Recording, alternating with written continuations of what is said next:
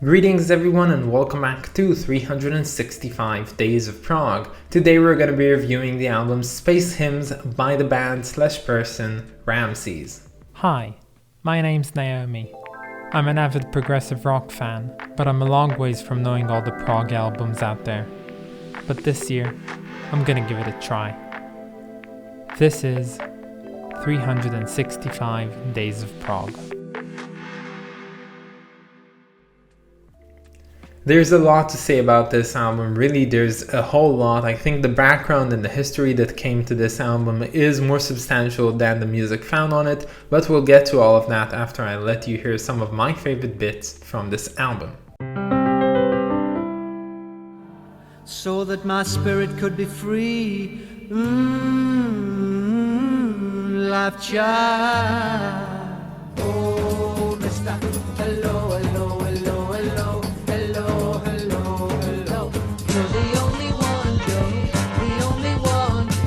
So this is a tale about a person who used to be a central heating salesman and his wife who believed him to be the reincarnation of an Egyptian pharaoh. And she also believed herself to be a 4,000-year-old Egyptian goddess. Do I have your attention now? Good. Like, trust me, I'm not bluffing you at all. Like, if you're really not believing what I'm saying right now, just look at this picture of them.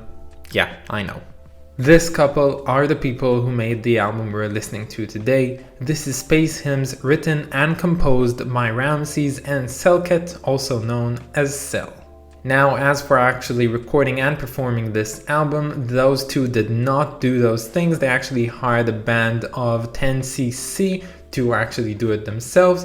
Now, I do not know that band and any of their songs, but as I understand, they're like a pop/soft rock band, so not usually the type of prog we're listening onto here. Now, this album was released under the well-known Vertigo label. Ramases actually made 2 singles with Vertigo, but they failed pretty miserably, but for some reason Vertigo wanted him to create a full-fledged album, and so he did, and this is how this psychedelic folk album came to be. But usually this album is categorized as prog folk, but I tend to not agree with that, and I actually categorize this as psychedelic folk, because other than the first track, I don't find this album to be at all progressive. The first track on here, called Love Child, is actually really progressive and I really like it, and it's actually my favorite. I think it has a lot of the progressive tropes that you'd find on most good tracks, and it really does a fantastic job at being a great song. But other than that, the other songs are really different and I should talk about them. So when it comes to all the other 10 songs on this album, they follow a pretty similar formula, and if you know anything about prog, having formulas in prog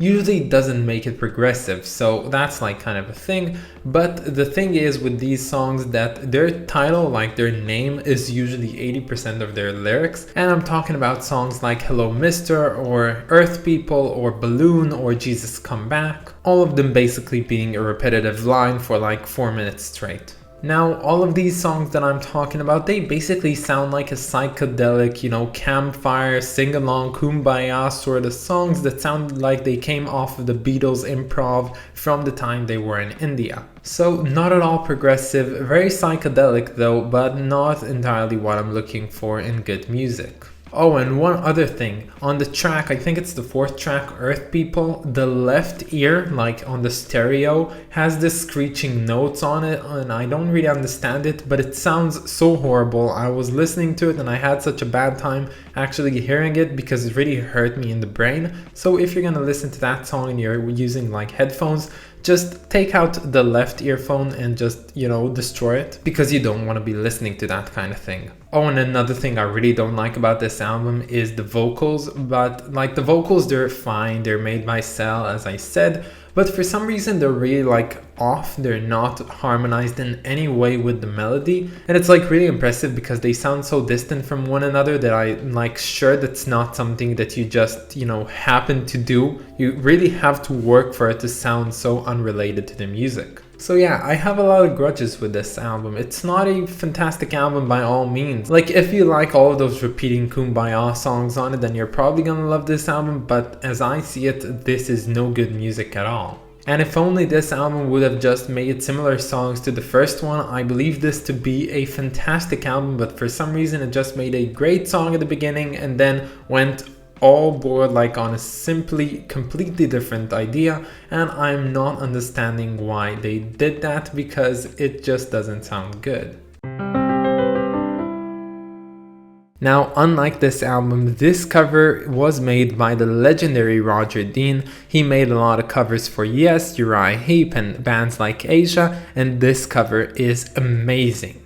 Now, the imagery is so good. You can see this spaceship taking off into the like greenishly alien night sky. The painting is great. The colors, they're ominous, they're chemical in some way. The imagery is so enthralling and so balanced. The composition is just fantastic and I love how it looks. This kind of sort of looks and reminds me of the cover for Close to the Edge, and I really like it. But what if I told you that this cover wasn't actually just a spaceship launching itself into space? Well, you see, this cover is actually a sixth of a full picture. So if you unfold the cover, and I believe the original release of this vinyl, you actually get the full picture, and it is what I'm showing you on screen right now. And as you can see, the rocket we've seen so far is actually the chapel on a church, and it is lifting off and it's destroying the church, basically decapitating it. And the fact that there's this full painting for it just makes it all the more amazing to look at, and I love this cover so much for this idea. I believe this is one of the more intricate album covers we've seen so far, and definitely one of my favorites. I freaking love this cover, honestly.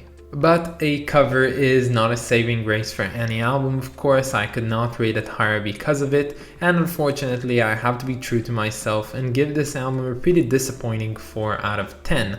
So you know, there's this quote which I'm totally butchering right now, but all albums are equal, but some albums are more equal than others. And I think that's what we've got over here. But I suppose that's about it, guys. I hope you all have a great day, and stay tuned for tomorrow because we're going to be listening to Not of This World by the band Pendragon. And that's about it, guys. I hope that you enjoyed this video, and I'll catch you all tomorrow. Bye, guys.